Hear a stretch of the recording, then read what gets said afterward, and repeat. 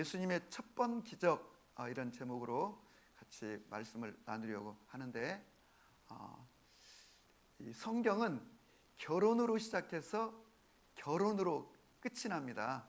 그래서 하나님이 천지 만물을 창조하시고 에덴 동산에 아담과 하와를 만드시고 두 사람을 부부가 되게 하셨어. 결혼이죠. 그러니까 하나님이 주례하신 거죠.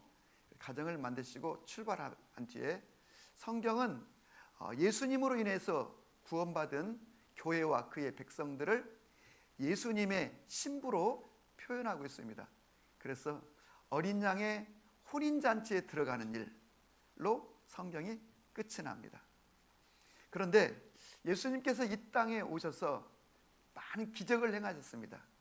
기적을 얼마나 많이 행하셨는지 요한복음의 끝절 21장 25절에 보면 예수께서 행하신 기적이 이 성경에 기록된 것 외에도 너무 많아 그것을 다 책으로 두기에도 부족할 정도라고 할 만큼 예수님은 많은 기적을 행하셨는데, 예수님이 행하신 기적 가운데 38개 정도가 우리 마태, 마가, 누가, 요한 복음서에 수록되어 있습니다.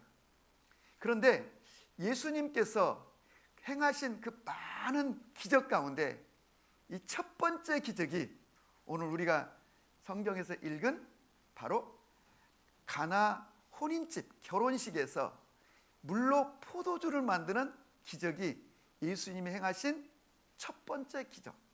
그러니까 하나님의 아들 예수님이 이 땅에 인류를 구원하시기 위해서 사람의 몸으로 오셔서 이제 드디어 소위 공생의 인류 구원을 위한 여정을 출발할 때 그 행하신 첫 번째 기적이 물로 포도주를 만든 기적이라고 하면, 여러분 상식적으로 이 기적이 얼마나 중요한지, 이 기적 속에 얼마나 많은 비밀과 계시, 또 그리고 이 기적을 통하여 말씀하려고 하는 메시지가 있는지를 우리가 깨닫는 것이 중요한데, 정말 놀라운 것은 이 물로 포도주를 만드는 이 기적은 들여다보고 묵상하면 묵상할수록 그냥 끊임없는 어마어마한 비밀이 이 기적 속에 있는데, 여러분과 제가 오늘 이 아침에 이 사실을 깨달을 수 있기를 바라고, 밝히 알 수 있기를 바라고, 그래서 오늘 설교를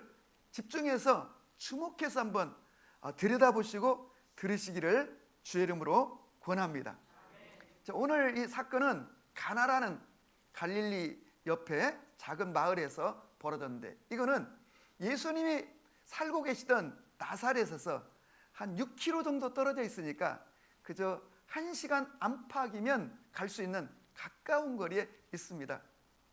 그런데 그 혼인집에 예수님이 초청이 된데, 오늘 성경에 보니까 1절에 보니까 뭐라고 되냐면 예수의 어머니도 계시고 그 다음에는 예수와 그의 제자들도 초대가 되었다는 거예요. 우리는 이제 1절에 나오는 예수의 어머니가 예수님보다 그리고 제자들보다 먼저 소개되는 것으로 보아 이 마리아, 예수님의 어머니가 이 혼인집하고 긴밀한 관계가 있다는 것을 추정해 볼 수가 있습니다. 그리고 제자들과 함께 지금 공동으로 이렇게 이 잔치에 초대됐다는 것은 어떤 공통점이 있을 거예요. 그래서 어떤 성서학자는 바로 이 마리아가 이 신랑의 이모라는 그런 학설이 있는데, 아무튼 오늘 마리아와 예수님과 예수님의 제자들이 이 잔치에 초대가 되어서 갔습니다. 막 시끌벅적할 거예요. 한번 상상을 한번 해보시기 바랍니다. 그런데 문제는 이 집에 포도주가 떨어져 버렸다는 겁니다. 여러분, 이 지점이 오늘 본문을 해석하는 굉장히 중요한 단서가 되는데, 잔치에서 포도주는 핵심입니다. 왜냐하면 요즘처럼 뭐 많은 다양한 음료가 있는 것도 아니고 또 술이 있는 것도 아니고 이스라엘 나라에서는 유일한 음료이자 술이, 그러니까 잔치를 이끌어가는 가장 중요한 요소가 포도주인데 그 포도주가 떨어졌다는 거예요. 유대인 속담에 이런 말이 있습니다. 이 잔치에 신랑은 없어도 되지만 포도주는 없으면 안 된다는 말이 있을 정도로 이렇게 중요한 포도주가 떨어졌다는 얘기는 첫 번째, 우리의 삶에 가장 중요한 것이 바닥이 날 수 있다는 것을 암시하고 있는 겁니다. 우리 가정에 행복을 가져다 주는 가장 중요한 요소가 뭘까요? 첫째는 건강일 것입니다. 근데 건강이 깨져서 그 본인뿐만 아니라 가족 전체가 흔들리는 그런 가정이 있을 수 있습니다. 우리의 가정의 행복을 지켜주는 게 뭘까요? 바로 재정, 돈일 것입니다. 그런데 이 재정의 문제가 바닥이 나가지고 우리의 가정이 흔들리고 고통스럽고 혼란에 빠질 수가 있다는 것입니다. 가정을 유지해주는 가장 중요한 또 요소가 뭘까요? 신뢰일 겁니다. 신뢰가 깨져가지고 가정이 흔들릴 수가 있다는 것입니다. 그 외에도 많은 여러 가지 우리 가정을 지탱해주는, 또 우리 가정의 행복을 지켜주는 중요한 요소들이 있을 터인데, 그 중요한 것이 사라지거나 바닥이 날 수, 본래 있었는데 없어질 수 있다는 것입니다. 그렇다면 이 집에 포도주가 왜 떨어졌는가라는 첫 번째 질문, 그것은 하객이 예상보다 많이 왔기 때문입니다. 여러분, 정말로 몇 달에 한 번씩, 1년에 한 번씩 하는 것도 아니고, 결혼이라고 하는 것은 평생에 한 번 하는 거니까, 또 인간의 가장 중요한 예식이 바로 이 결혼, 혼례라고 한다면 얼마나 철저하게 준비했겠습니까? 그리고 또 준비할 때는 넉넉하게 준비하는 법입니다. 그럼에도 불구하고 포도주가 떨어졌다는 것은 예상보다 하객들이 너무 많이 왔다는 것입니다.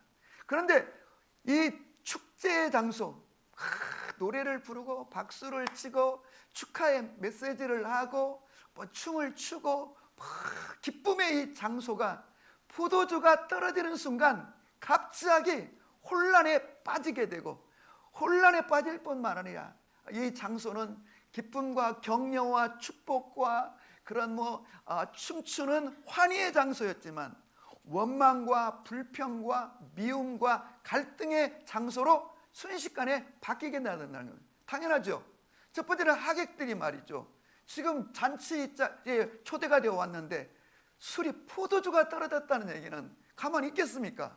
고함을 지르기도 하고 짜증을 부릴 수 있고, 그 다음에 여러분 신랑의 한번 얼굴을 한번 보십시오. 표정을 보세요.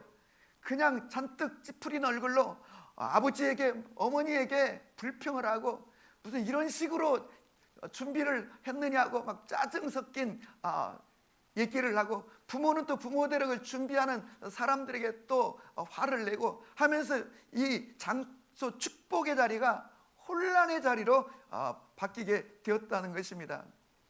두 번째 질문, 이 포도주는 언제 떨어졌는가? 라고 하는 질문입니다. 여러분, 이 포도주가 떨어졌다는 것은 바로 이 잔치 시작쯤에 떨어질 리는 없죠. 왜? 충분히 준비하니까. 중간쯤에 떨어질 리도 없겠죠. 충분히 준비했으니까. 모르긴 해도 이 포도주는 언제? 결혼의 말미에 떨어졌을 거예요. 이건 굉장히 중요한 부분입니다. 왜냐하면 예수님이 이 잔치에 초대가 되었을 때 결혼 끄트머리에 초대됐다는 거예요. 여러분, 결혼식을 치러보신 분은 아시겠습니다만은 이 혼인 자리에 이 잔치 피로연에 손님을 초청할 때 옛날에 보면은 항상 중요한 순서로 초청을 합니다. 제가 이제 결혼식을 하고 신혼여행을 떠나고 신혼여행을 마치고 저희 집에 왔더니요, 벌써 한 일주일쯤 지났었거든요. 저희 처가를 들러서 왔으니까요. 근데 저희 어머니께서 일주일이 지났는데 그때까지 손님을 치르고 있더라고요.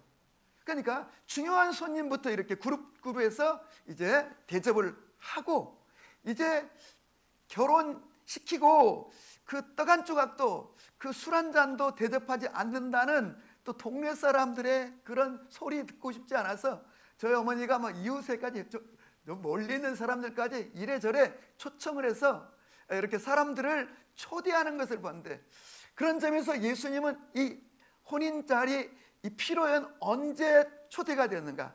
바로 여러분, 끝날 때쯤 어느 시점에 초대가 되었다는 걸 알 수 있는데, 이 얘기는 우리에게 무엇을 말하냐면 예수님은 이 혼인집의 중요한 손님이 아니라는 것입니다. 그저 인사치레로 그렇고 그런 손님으로 이 집에 초대되었다는 것을 우리가 알 수 있습니다. 그런데 중요한 것은 포도주가 떨어졌다는 거예요. 세 번째 질문, 어머니 마리아가 포도주가 떨어졌다는 사실을 예수님에게 가지고 온 거예요. 예수님에게 말하길 포도주가 떨어졌습니다. 그랬더니 예수님께서는 아주 냉정하고 냉담하게 그게 나하고 무슨 상관이 있느냐고 말씀하시고, 두 번째는 아직은 내 때가 이르지 아니했다고 어머니 마리아의 요구를 거절하시는 것을 볼 수가 있는데요. 근데 문제는 이 마리아가 왜 예수님에게 이 문제를 가지고 왔을까라고 하는 질문입니다. 왜냐하면 지금까지 예수님은 한 번도 아직은 기적을 행한 적이 없어요. 왜? 이게 첫 번째 기적이니까요. 그럼에도 불구하고 왜 마리아는 이 문제, 지금 막 난리가 났는데 이 문제를 가지고 예수님에게 왔을까라고 하는 문제입니다. 사실 모두에 말씀드린 것처럼 예수님과 제자들까지 마리아까지 다 초대가 된 걸로 봐라. 이 신랑집과 이 예수님의 마리아의 관계는 깊은 관계인 것을 우리가 추정할 수 있고, 뒤에 가서 보면은 더 이 부분이 확연하게 드러나는데, 이 바쁘고 막 난리통에 그 마리아가 하인들에게 너희는 저분이 뭐라고 말씀하시든지 그대로 하라고 당부하고, 그리고 하인들이 그 당부를 순종하고 듣는 걸 보아서도 알 수 있습니다. 그렇다면 마리아는 왜 예수님에게 이 문제를 들고 왔을까라고 하는 질문, 이게 우리의 신앙인데요. 그것은 마리아는 예수님이 이 문제를 어떻게든지 수습해 줄 수 있을 거라고 하는 예수님에 대한 믿음이 있었기 때문에 가지고 온 것이지요. 첫째, 이 마리아는 예수님이 누구인지를 사실은 누구보다 잘 알고 있습니다. 아니, 다는 모르지만 가장 그래도 많이 알고 있는 사람입니다. 왜냐하면 가브리엘 천사가 이 마리아의 뱃속에 아기가 잉태됐을 때 그 아이는 성령으로 잉태된 아이다, 그 아이는 인류를 죄로부터 구원할 하나님의 아들이시다라고 하는 메시지를 받았기 때문입니다. 두 번째는 동방에서 온 박사들이 황금과 유황과 모략 예물을 가지고 와서 그 아기 앞에 절하며 이 아이는 이 땅에 왕으로 태어난 아이라고 그렇게 고백하고 그 예물을 받았기 때문입니다. 그 다음에는 이 평생에 기도하면서 성전에 머물며 살았던 바로 안나, 예언자 안나 할머니, 예언자 시므온 할아버지가 이 아기를 낳고, 이 아기는 인류를 죄로부터 구원할 하나님의 아들 메시아, 약속된 예언의 약속된 자라고 하는 것을 고백했기 때문에 이 마리아는 예수님이 누군가는 정확히는 모르지만 누구보다도 예수님이 누구인지를 알았기 때문에, 심지어 12살에는 성전에서 성인식하러 올라왔다가 그 당시에 율법사들과 학자들과 성경을 자유자재로 토론하는 광경을 보면서 자기의 몸에서 태어난 아이지만 이 예수가 특별한 하나님의 보내신 자, 인류를 구원하러 오신 자인 것을 알았다는 겁니다. 그래서 어떻게인지는 모르지만 예수님에게 일단 이 문제를 가지고 가면 어떻게든 예수님이 수습하여 줄 거라고 하는 기대, 믿음을 가지고 예수님에게 왔다는 것을 알 수가 있는데요. 그런 점에서 여러분, 오늘 본문에서 가장 중요한 핵심이 뭐냐면 바로 이 마리아의 믿음입니다. 언제나 이 기적이라고 하는 것은 믿음을 근거로 벌어지는 것입니다. 여러분과 제가 이런 마리아와 같은 큰 믿음을 가지시기를 주의 이름으로 축복합니다. 그런데 정작 예수님이 가지고 왔던 예수님 오늘 4절에 여자여, 물론 이 여자애라고 하는 표현은 귀나이라고 하는 굉장히 극존칭입니다. 그래서 예수님이 어머니에게 여자여, 그런 황후에게나 쓰는 극존칭을 썼지만 그 다음 예수님의 발언, 예수님의 태도는 너무 냉담했습니다. 이 일이 나와 무슨 상관이 있습니까? 여러분, 예수님은 왜 이런 태도를 보이셨을까요? 여러분, 이 얼마나 중요한 말입니까? 이것은 우리에게 또 매우 중요한 단서를 제공하는데요. 지금 이 어려움 속에 위기에 빠져 있는, 이 혼란에 빠져 있는 이 가정, 그 현장에 예수님이 있었다는 거예요. 문제는 예수님이 그 일과 나와 상관이 없다고 말씀하시는 거예요. 이 말은 다시 말하면 뭘 우리에게 의미하냐면요, 우리가 하나님을 믿고 신앙생활 합니다. 예수님을 믿습니다. 그럼에도 불구하고 주님은 그 일은 나와 상관이 없다는 태도를 보일 수 있다는 것입니다. 예수님은 냉담하게 선을 그었는데 도대체 그 이유는 무엇일까요? 그 이유는 바로 예수님이 이 집에 지금 중요한 분으로 오신 게 아닙니다. 특별한 분으로 오신 게 아닙니다. 그저 그렇고 그런 분, 그저 인사치레로 오신 분이었다고 하는 점입니다.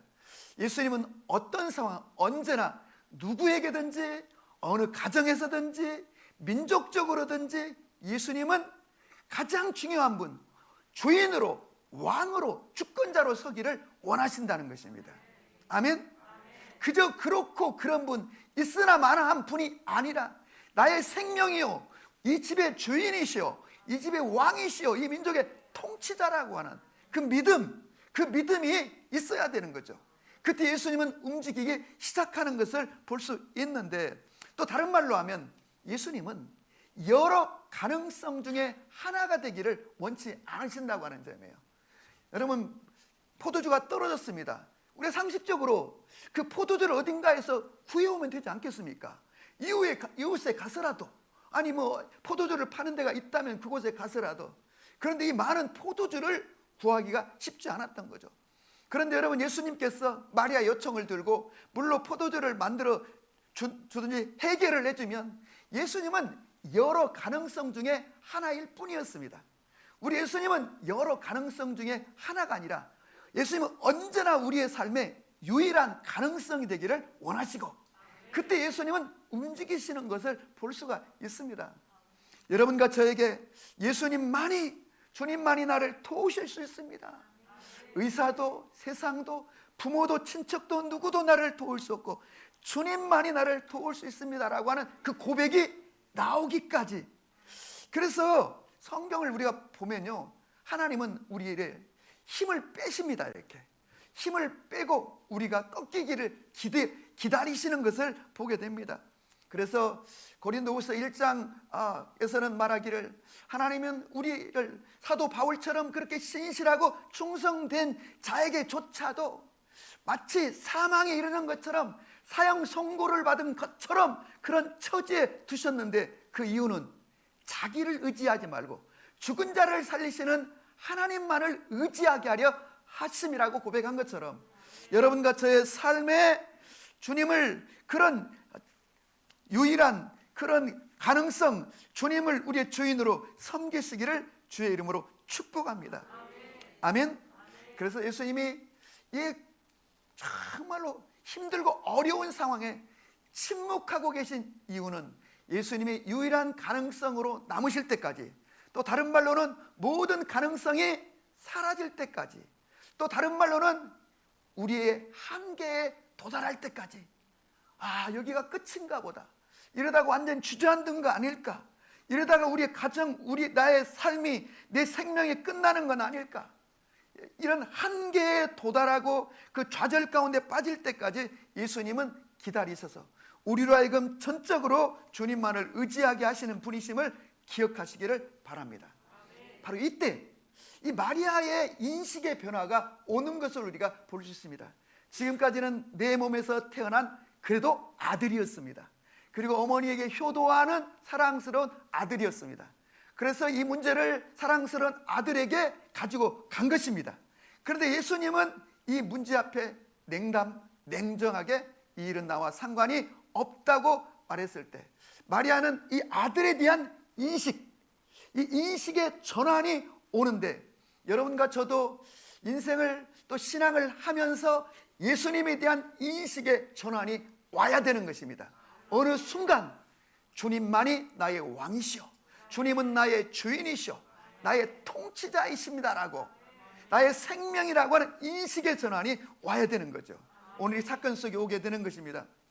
그리고 오늘 말씀드린 것처럼 바로 이 마리아의 이 믿음을 통하여 이 상황이 이제 달라지게 되는데, 여러분 오늘 이 본문 가운데 예수님께서 이 마리아에게 여자여 나와 무슨 상관이 있나이까 내 때가 아직 이르지 아니하였나이다, 이 문장이 두 개로 되어 있습니다. 앞문장과 뒷문장으로 되어 있는데, 앞문장에서는 예수님이 선을 딱 긋습니다. 냉정하고 냉담하십니다. 이런 아들로부터 표현, 이런 태도를 들었을 때 어머니 마리아에게 얼마나 상처가 되겠어요. 우리 한국 어머니 같으면 화를 발끈하면서 지금 아들 이게 말이여 막걸리요? 하면서 막 그랬었을 거예요. 근데 놀랍게도 이 어머니는 너무 차분합니다. 상처받지 않고 하인들에게 다가가서 너희는 저분이 무슨 말을 하든지 그대로 하라고 당부하는 장면을 볼 수 있습니다. 그 이유는 이 마리아가 얼마나 이 영적인 여인인가, 이 영적 민감성을 가지고 있고 믿음의 여인인가를 알 수 있는데, 자, 예수님이 하신 말씀에는 우리가 실망할 수 있습니다. 실족할 수 있습니다. 다시 말하면 예수님이 선을 딱 긋고 지금 그 현장에 계심에도 개입하지 않겠다는 태도입니다. 우리가 예수님을 믿는데, 하나님을 믿는데, 내가 기도하는데 그분은 꿈쩍도 안 하시고 냉담하시게 느껴질 수가 있다는 겁니다. 그런데 그 다음 문장, 예수께서 하신 말씀에 마리아는 믿음으로 딱 그 말씀을 붙든 거예요.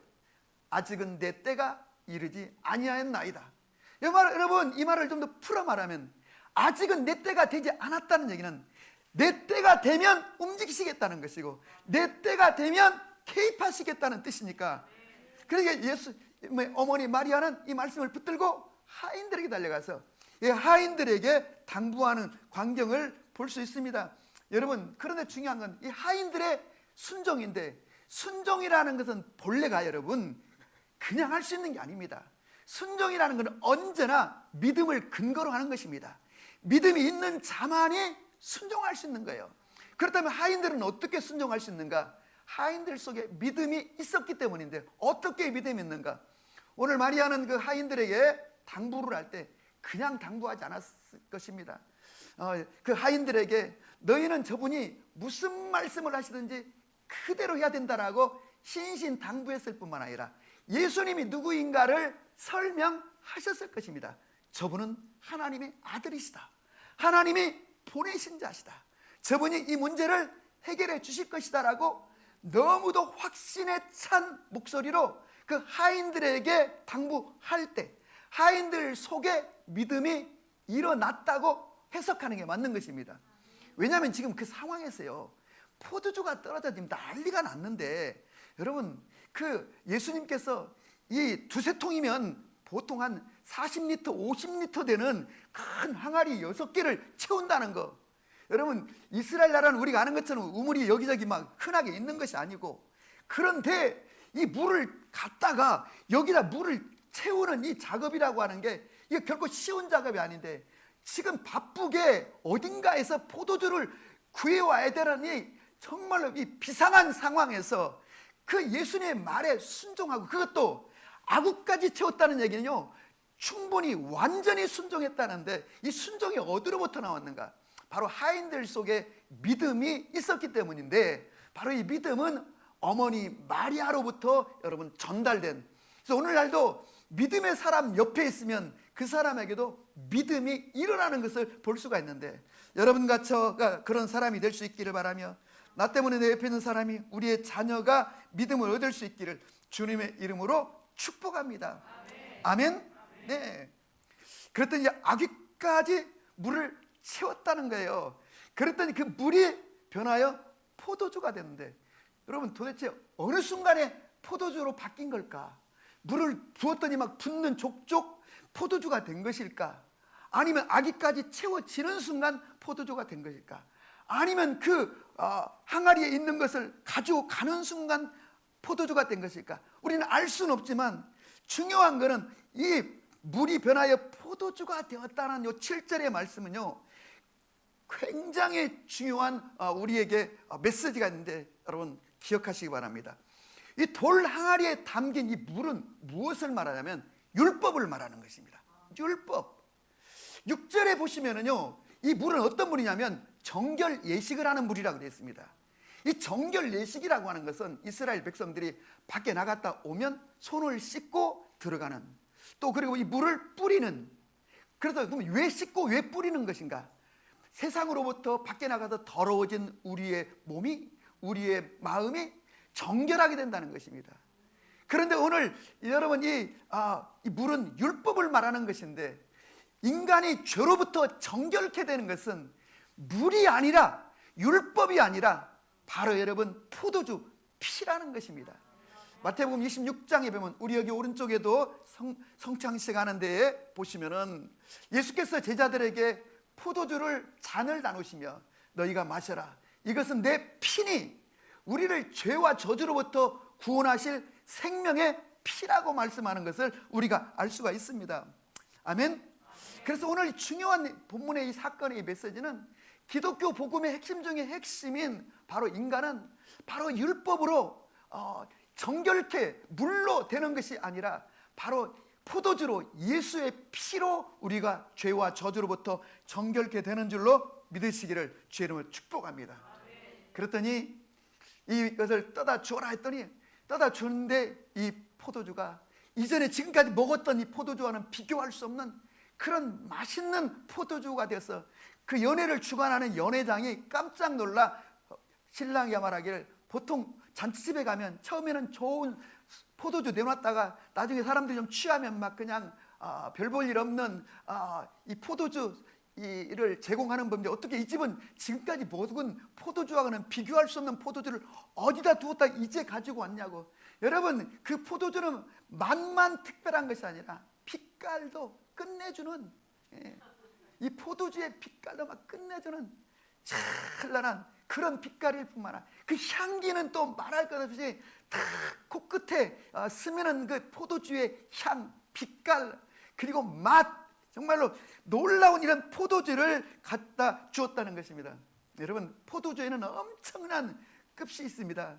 그저 몇천 원이면 750ml짜리 한 병을 살 수 있는 그런 포도주가 있는가 하면, 고급스러운 포도주는요, 인터넷 한번 두들겨 보시면요, 미국의 프랑스의 그 유명한 브랜드의 포도주들은요, 한정품으로 1년에 380병, 400병만 출시를 하는데, 이런 포도주는 주로 막 대통령들, 각국의 정상들 회의 때나 올려지고, 세계적인 막 회의나 그룹 총수들이 모이는 자리에 올려지는데 보통 7천만 원, 그 750ml짜리 포도주가 막 8천만 원 이러는 거예요. 최고 비싼 포도주는 제가 찾아보니까요, 야, 무슨 사또라는 사또 라피트라고 하는 포도주는요, 보니까 지금 현재 가격에 750ml짜리가 여러분 2억 2천만 원 정도 되는 그런 포도주. 이게 포도주는 그 가치가 얼마나, 그럼 예수님 만드신 이 포도주는 얼마짜리쯤 될 것인가? 그 가격은 여러분들이 이 설교를 마칠 때쯤에 여러분들이 책정하시면 되는 거예요. 그런데 중요한 건 오늘 이 본문은 우리에게 무엇을 말해주는가? 물이 변하여 포도주가 됐다고 하는 것은, 물이라고 하는 건 기본적으로 중동이라는 나라가 물이 워낙 귀하기는 하지만, 요즘은 우리나라도 워낙 오염이 많고 해서 물을 생수로 사 먹는 것이 있긴 하지만, 물은 본래 그냥 공짜로 땅에서 그냥 펑펑 쏟아져 나오는 것이 여러분 물인 겁니다. 그래서 물은 첫째 특성이 가치가 별로 없는 겁니다.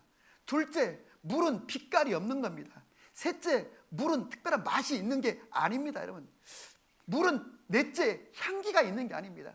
그런데 예수님이 물로 포도주를 만들었다는 얘기는 바로 이 향기가 없는 포도주를 그윽한 놀라운 향기라고 하는 영향력입니다. 영향력. 두 번째는 바로 이 맛, 그 무엇과도 비교할 수 없는 맛있는 빛깔 있는 그런 향기로, 그리고 이런 엄청난 가치. 여기서 이 본문의 사건은요, 바로 이 예수님의 이 포도주가 인간을 정결케 하는 것은 바로 물이 아니라, 율법이 아니라 바로 포도주, 바로 예수의 피인 것처럼, 바로 이 예수님께서 물로 포도주를 만들었다고 하는 이 이야기는요, 바로 여러분과 저가 본시 물 같은 존재였으나 그래서 바닥날 수밖에 없는 존재였으나 예수님이 포도주로 만들었다는 얘기는 우리의 인생을 그렇게 아름다운 빛깔로 빚어주시고 그렇게 영향력 있는 향기 있는 존재로 빚어주시고 그리고 여러분과 저를 그렇게 맛있는 그리고 우리의 인생을 그런 높은 가치 있는 그런 포도주로 빚으신 것처럼 여러분과 저를 그렇게 빚으시는 줄로 믿으시기를 주의 이름으로 권합니다. 아멘. 그렇습니다. 여러분, 오늘 본문 마지막에 보면은 예수께서 이 표적을 다른 복음서에는 예수님이 행하신 그 행위를 기적이라고 말하는데 요한복음만은 그 기적을 다 표적이라고 하는 세메이온이라고 하는 단어를 썼는데 이 표적이라고 하는 건 뭐냐면 이 사건을 통해서 하나님의 메시지를 말한다는 거예요. 그 메시지는 뭐냐면 예수가 이 땅에 오신 구원자시요, 예수가 이 땅에 오신 하나님의 아들이시요 하나님의 본체라는 것을 드러내신다고 하는 것입니다. 그래서 오늘 이 사건을 통하여 예수님은 어떤 분인가? 질을 바꾼, 본질을 바꾸시는 분이라는 것입니다. 다시 말하면 H2O, 이 물을 갖다가 알콜로 그냥 본질을 바꾸셨다고 하는데, 우리가 이제 사장에 가면은 예수님이 왕의 신하의 아들의 병을 고치시는 사건은, 이거는 예수님은 치유하시는 분이다. 그 다음에 오병이어의 기적, 떡 5개와 물고기 2마리로 5,000명을 먹이고도 12광기로 남았다는, 예수님은 양을 바꾸시는 분이시다. 예수님은 풍랑을 뚫고 바다 위를 걸어오셨다는 얘기는 예수님은 자연계를 다스리시는 분이시다. 38년 된 병자, 베데스다 연못가에 들어누워 있던 병자를 고치신 것은, 이 38년이라는 것은 이스라엘 백성들이 광야에서 고통하며 보낸 시간입니다. 38년 된 병자를 고치셨다는 얘기는 예수님은 우리 인생의 광야를 끝내주시는 분이시다. 뿐만 아니라 예수님께서 실로암에 가서 씻으라 해서 소경의 눈을 뜨게 해준 것은 예수님은 우리에게 새로운 세계를, 새로운 가치관을, 세계관을 열어주시는 분이시다. 죽었던 나사로를 살린 사건은 예수님은 죽은 자를 살리시는 부활의 주님이시다는 것을 우리에게 보여주시는 것이라고 한다면, 오늘 이 사건은 바로 예수님은 우리를, 그리스도인을, 하나님의 백성들의 본질을 바꾸시는 분이시다. 여러분과 저가 예수님을 만나고 본질이 바뀌는 사람인 것을 기억하시기를 주의 이름으로 축복합니다. 그렇다면 우리는 이 예수님이 행하신 이 첫 번째 기적을 바라다 보면서 나의 삶에도 이런 기적이 일어나기를 원합니다. 언제쯤 일어날 것입니까? 라고 우리가 질문할 수 있는데, 사실은 여러분과 저에게 이미 이 기적이 일어난 줄로 믿으시기를 바라요. 그래서 나는 본시 나의 죄로 인하여 죽을 수밖에 없고, 그리고 지옥의 저주 가운데 떨어질 수밖에 없는 운명의 내가 이제는 하나님의 자녀가 되어 하나님의 나라를 유업으로 받게 되었고, 지옥 갈 인생이 천국 가게 되었고, 버려진 인생이 하나님의 자녀가 되었고, 세상에 고아와 같이 살아가는 나의 인생이 하나님의 자녀가 되어 하나님의 나라를 유업으로 받게 되었으니, 우리는 예수님 안에서 근본 본질이 바뀐, 이미 우리의 삶이 물이 포도주가 되는 인생인 줄로 믿으시기를 바랍니다. 자, 결론입니다. 예수님이 이 표적을 행하신 이유가 무엇일까? 이 기적을, 물로 포도주를 만드는 이 사건, 첫째, 자신이 하나님의 아들, 이 땅에 온 인류의 구원자 하나님이심을 증거하기 위해서였습니다. 그런 점에서 오늘도 주님은 우리의 삶 가운데 기적 행하기를 원하십니다. 왜? 그래서 나의 삶의 기적을 행하셔서 바로 예수님이 우리의 구주가 되시고, 그리고 예수님이 하나님의 아들이셔서 궁극적으로는 하나님의 영광을 드러내기를 원하시기 때문인 것입니다. 그리고 두 번째, 오늘 마지막 절에 보면 이 첫 번째 표적을 갈릴리 가나에서 행하여 그의 영광을 나타내시고, 그러니까 예수님의 영광을 나타내시고 제자들이 예수님을 믿으니라. 그래서 이 사건을 통하여 제자들의 믿음을 일으키기를 원하셨습니다. 오늘 이 본문 속에서 마리아의 믿음도 한 단계 더 업그레이드 되고, 하인들 속에도 믿음을 일으키시고, 제일 중요한 것은 예수님을 따르는 제자들이 지금은 그 예수님의 그 말씀을 듣고, 야, 이분 대단하신 분이구나, 야, 이분 훌륭하신 분이구나, 그래 제자가 돼야 되겠다고 좀 따르고 있는 거예요. 그런데 여러분, 따르고는 있지만 이게 지금 맞는 건가? 내가 내 인생을 걸고 내 인생을 던져 이렇게 예수님을 따라가는 게 이게 지금 옳은 것인가, 이게 불분명하고 아직 확신이 없습니다. 그런데 오늘 물로 포도주를 만드는 이 표적 기적 사건을 통하여, 아, 이분이 확실히 이 땅에 오신 메시아구나, 아, 이분이 하나님의 아들이시구나, 나의 결단과 나의 선택이 옳은 것이구나 하고 제자들 속에 믿음이 일어났다는 것입니다. 그런데 이 믿음은 계속적으로 일어나야 되는 것입니다. 왜요? 우리의 믿음은 끊임없이 흔들리기 때문에. 그래서 우리는 우리의 삶 속에서 끊임없이 또다시 이런 물이 변하여 포도주가 되는 기적의 반복이 일어날 때 우리의 믿음은 더 점점 더 견고해지게 됩니다. 누가복음 5장에서 예수님은 그 다음에 제자들 베드로, 야고보, 요한, 안드레를 통하여 물고기를 한 마리 잡지 못했을 때 그물을 깊은 데가 던져라 해가지고, 여러분, 그물이 찢어질 만큼 잡히게 하심으로 그 베드로와 다른 제자들이 예수님 앞에 나아가 믿음을 얻게 되고, 그리고 예수의 제자로 서게 되는 것처럼 여러분과 저에게도 그런 인생이 되기를 주의 이름으로 축복합니다. 그래서 오늘 우리는 이 본문 앞에서 스스로에게 이런 질문을 하셔야 되는 것입니다. 처음 포도주보다 나중 포도주가 더 맛이 있고 더 독특하며 고귀한 그런 포도주라고 합니다. 나는 예수님을 믿고 나의 인생은 달라지고 있는가? 그리고 나의 인생은 점점 좋아지고 있는가?